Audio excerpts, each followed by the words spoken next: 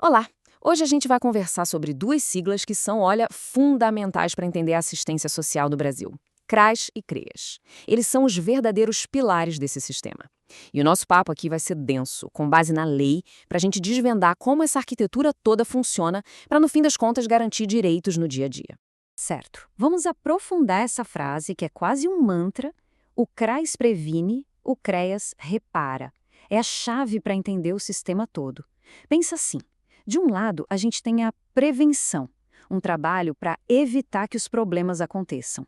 Do outro lado, a reparação, que é para agir quando os direitos, infelizmente, já foram violados. É um sistema desenhado para cobrir todo o ciclo da vulnerabilidade social. Então, para a gente construir esse entendimento de forma bem sólida, vamos seguir um roteiro. Primeiro, a base legal de tudo, o SUAS. Depois, a gente mergulha em cada um dos pilares, o CRAS e o CREAS. Em seguida, vamos comparar os serviços principais deles, ver como isso funciona na prática e, para fechar, lançar um olhar mais crítico sobre os desafios do sistema. Bom, antes mesmo de falar do CRAS e do CREAS, a gente precisa dar um passo atrás e entender a estrutura maior onde eles operam, o Sistema Único de Assistência Social, o famoso SUAS. E aqui tem um ponto que é crucial. Não estamos falando de caridade, de um favor do Estado, de jeito nenhum. A assistência social no Brasil é um direito subjetivo público, ou seja, é uma obrigação jurídica do Estado para com o cidadão. A base para isso tudo é o princípio constitucional do mínimo existencial, que, como o ministro Célcio de Mello já definiu com maestria, é aquele conjunto de direitos essenciais para uma pessoa ter uma vida minimamente digna. Então, o SUAS é exatamente a engrenagem que faz esse direito constitucional virar realidade no país inteiro. Ele tem três funções centrais que estão lá no artigo 2º da Lei Orgânica da Assistência Social, a LOAS, que é a lei que regulamenta tudo isso. Essas funções são a proteção social, a vigilância socioassistencial para mapear os riscos e a defesa de direitos. Essa hierarquia de proteção é o coração do SUAS. É genial! O sistema se organiza pela complexidade da situação. A ideia é oferecer uma resposta que seja proporcional ao problema, sabe? A gente vai da prevenção, na proteção básica, até uma intervenção muito mais intensa na alta complexidade, garantindo que cada caso receba o cuidado exato que precisa. Vamos começar então pelo primeiro nível de proteção, o mais capilarizado e a sua principal unidade, o Centro de Referência de Assistência Social, o CRAS. O CRAS tem uma missão que é essencialmente proativa. Como está definido lá no artigo 6º-C da LOAS, o papel dele é agir antes que a crise aconteça. Ele atua num território específico, bem delimitado, para evitar que os riscos sociais virem um problema real e concreto. Aqui a gente vê a filosofia do Serás em ação. O foco total é na prevenção e no fortalecimento da família. A política pública chama isso de matricialidade sociofamiliar.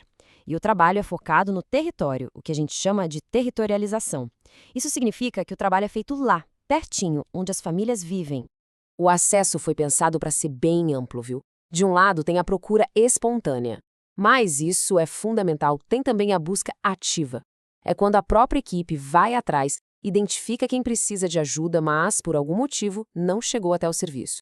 É uma ferramenta essencial para localizar os mais vulneráveis. Agora, vamos para o outro pilar.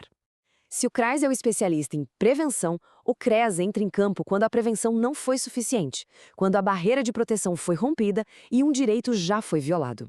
Aqui, a lógica muda completamente. O sistema agora precisa responder a um dano concreto, que já aconteceu. O foco sai da prevenção e vai para a reparação, para a proteção especializada. O CREAS é a unidade principal da proteção social especial de média complexidade. Olhando essa lista, a gente percebe a natureza especializada e reativa do CREAS. Ele lida com questões sociais muito graves, complexas, onde os direitos já foram infringidos. Isso exige uma intervenção técnica muito qualificada para interromper o ciclo de violência e começar a reparar os danos. E aqui está um ponto fundamental. O CREAS funciona como uma ponte entre a assistência social e o sistema de justiça. Muitas vezes são os relatórios técnicos super detalhados da equipe do CREAS que dão base para o Ministério Público ou para um juiz determinar uma medida de proteção, por exemplo. Muito bem, já entendemos os centros. Agora, vamos comparar os serviços que são o carro-chefe de cada um, o PAIF do CRAS e o PAIF do CREAS. É aqui que a diferença na metodologia de trabalho fica, assim, explícita. Olha só essa tabela. Ela deixa a diferença funcional cristalina. De um lado, o PAEF, previsto lá no artigo 24A da LOAS, tem uma metodologia preventiva, focada em construir resiliência familiar. Do outro, o PAEF, no artigo 24B, tem uma abordagem de intervenção, com ferramentas especializadas para lidar com crises e com direitos que já foram violados. Ok, mas como essa estrutura toda, que parece tão teórica, funciona na prática? Vamos analisar a atuação do sistema em dois cenários bem complexos que exigem uma articulação muito forte de toda a rede de proteção, a população em situação de rua e a proteção de crianças e adolescentes. Esse fluxo de atendimento mostra como o cuidado é integrado. Tudo começa com a abordagem social, que vai até onde as pessoas estão.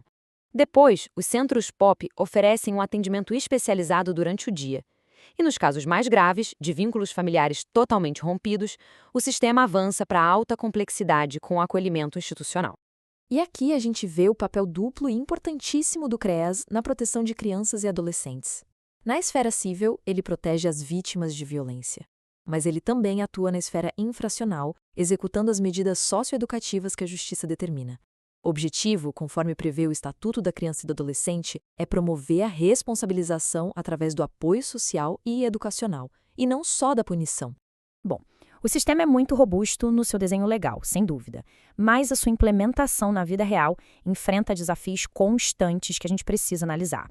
O sistema se expandiu massivamente, como mostram esses números do IBGE. O grande desafio hoje, sempre, é garantir que esse crescimento em quantidade seja acompanhado por um salto de qualidade no serviço, com recursos adequados tanto humanos quanto financeiros. E isso nos leva a um ponto essencial. Fortalecer a capacidade técnico-jurídica das equipes é fundamental, especialmente no CREAS. A presença de advogados e advogados no SUAS garante que a assistência social vá além da prestação de serviços e se consolide como um campo de efetivação de direitos de fato. Essa questão final nos provoca a refletir sobre o alcance e, talvez, a ambição da proteção social no Brasil. O SUAS atua e muito bem nas consequências, mas o debate sobre a sua capacidade de transformar as causas estruturais da desigualdade, esse debate permanece aberto e é cada vez mais necessário.